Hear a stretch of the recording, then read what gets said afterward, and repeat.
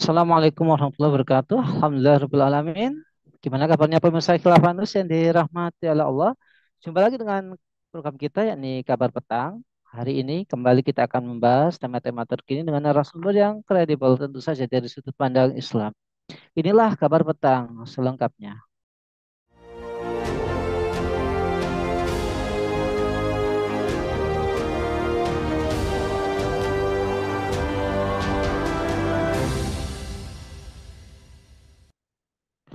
Pemirsa, dunia media sosial tengah ramai dengan seorang pria yang bercadar kemudian masuk ke pengajiannya Ustadz Hanan Ataki, namanya Wanda, ya Wanda Hara, ya bukan Wanda yang di Avengers itu ya.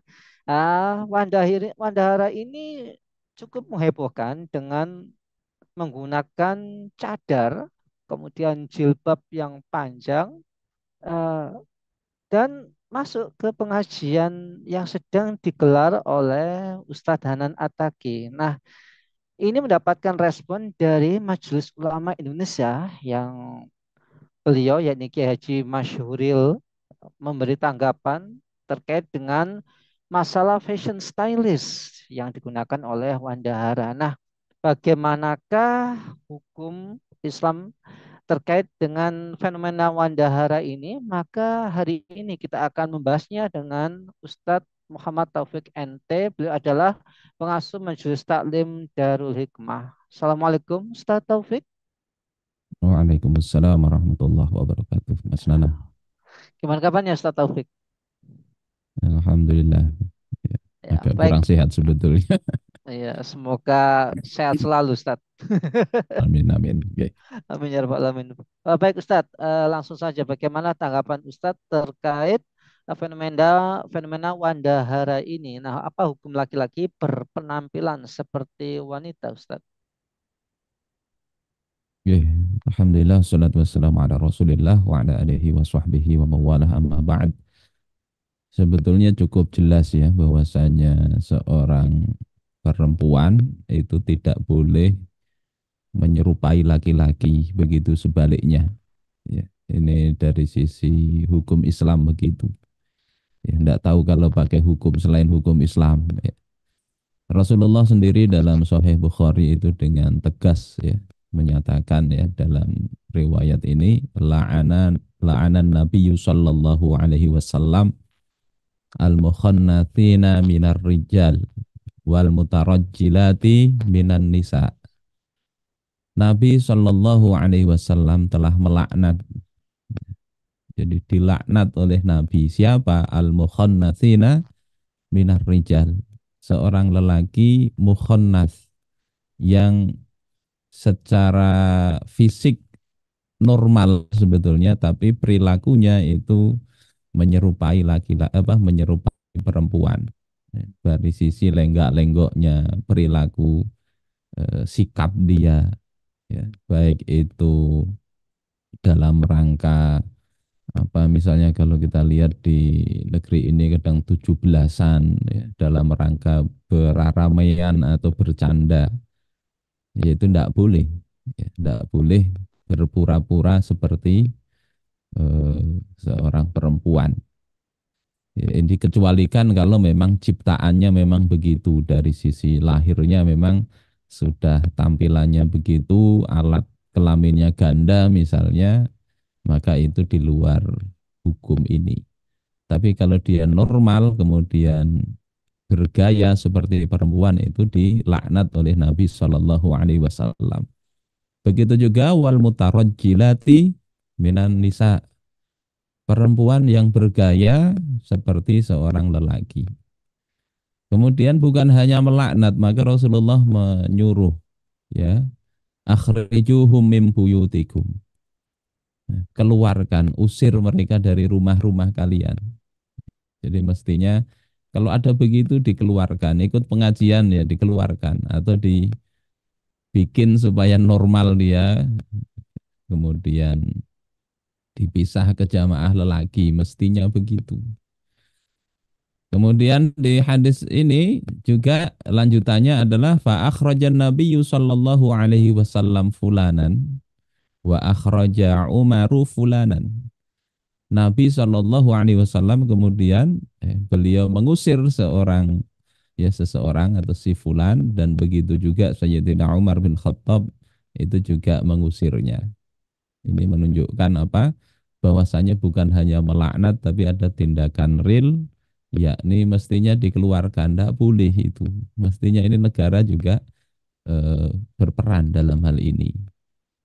Ini yang pertama. Apalagi ini menyeruaknya di kalangan jamaah perempuan. Sudah dua ini masalahnya. Pertama menyerupai perempuan, yang kedua dusel-dusel apa? Dusel-dusel ikut berdempetan di tempat perempuan. Itu mungkin Mas Nanang. Ya, Ustaz Taufik, fenomena cross dresser dan cross hijaber ini atau orang-orang laki-laki yang berpakaian seperti perempuan, bahkan mereka bercadar, ini kian marak. Mereka masuk ke tempat wudhu, masuk ke musola, bahkan ke tempat-tempat privat perempuan. Nah, kenapa ini kian marak, Ustadz?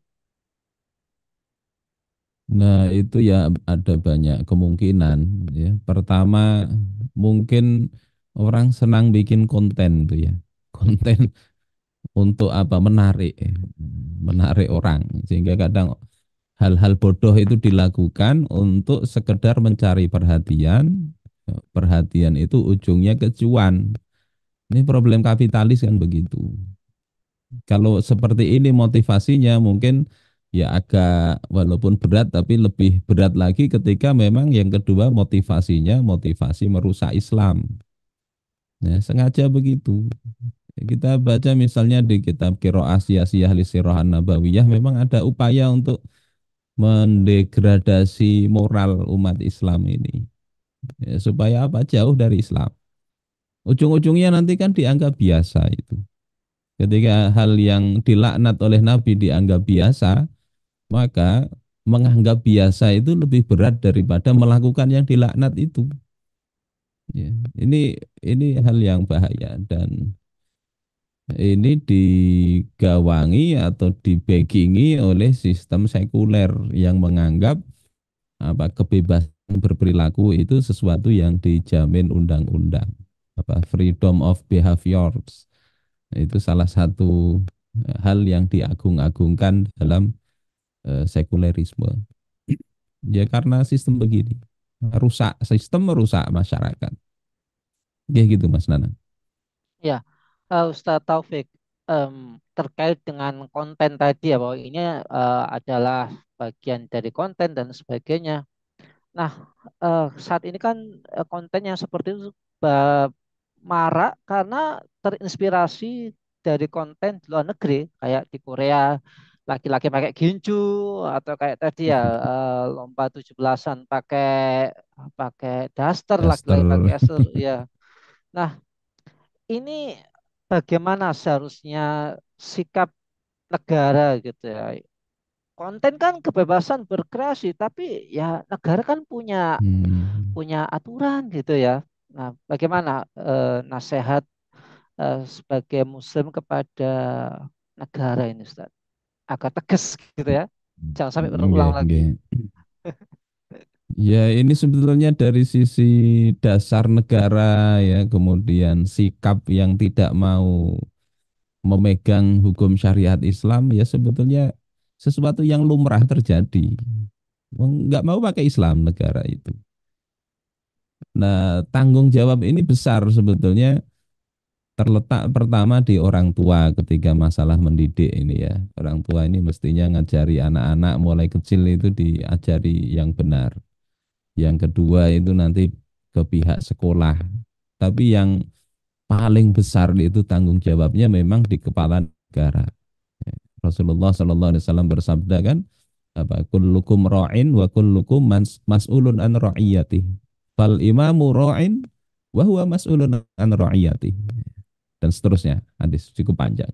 Setiap kalian itu pemimpin, ra'in, laksana penggembala, dan akan dimintai pertanggungjawaban akan rakyatnya nanti. Maka seorang kepala negara, seorang imam itu adalah seperti tadi, seperti penggembala yang akan dimintai pertanggungjawaban atas rakyatnya. Ketika ada rakyat yang kelakuannya tidak karu-karuan, tidak dididik ya dengan aturan-aturan Allah Subhanahu wa taala ya, maka kelak di akhirat dia akan ditanya, "Kenapa kau biarkan rakyatmu begitu?" Ya. Jadi ini mestinya tidak boleh begitu. Aturannya mestinya ada aturan yang mendidiknya dengan didikan Islam. Yang kedua ada sanksi yang tegas. Sebagaimana pernah dinasihatkan oleh Syaqiq Al-Balkhi kepada Khalifah Harun Ar-Rasyid. Fa illam taf'al fi mulkika bidinillah fa anta za'imu ahlin nar. Kata Syaqiq kepada Khalifah Harun Ar-Rasyid, kalau engkau tidak melakukan dalam wilayah kekuasaan engkau ini dengan agama Allah, tidak kau atur dengan aturan Allah Ta'ala, maka kelak engkau akan menjadi pemimpin penduduk neraka. Mereka merasa bebas, tidak ditegur, tidak diberi aturan yang benar. Ini problemnya di situ.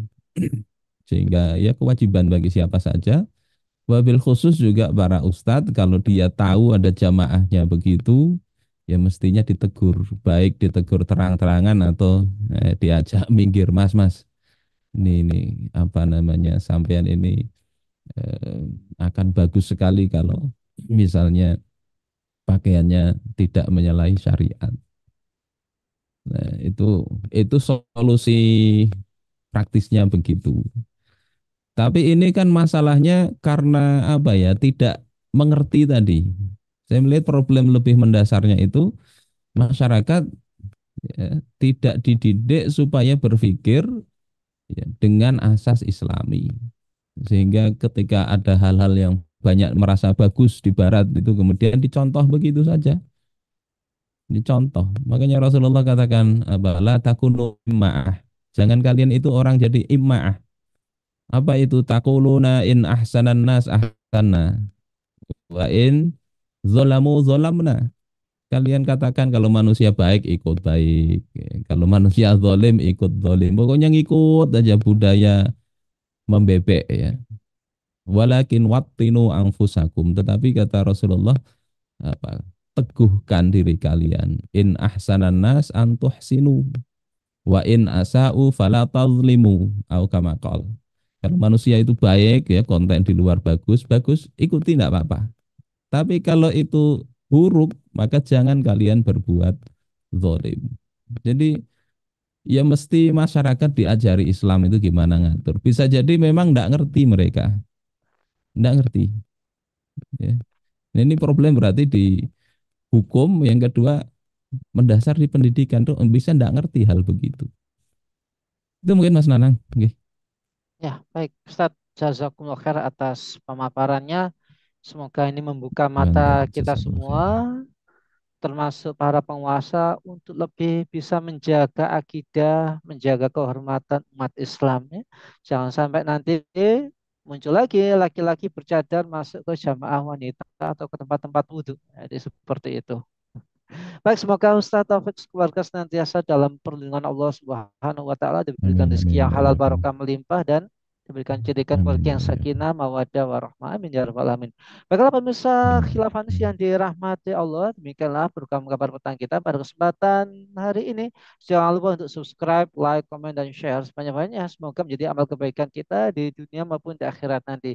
Saya Nanang Setiawan undur diri. Sampai jumpa di lain kesempatan dan wassalamualaikum warahmatullahi wabarakatuh.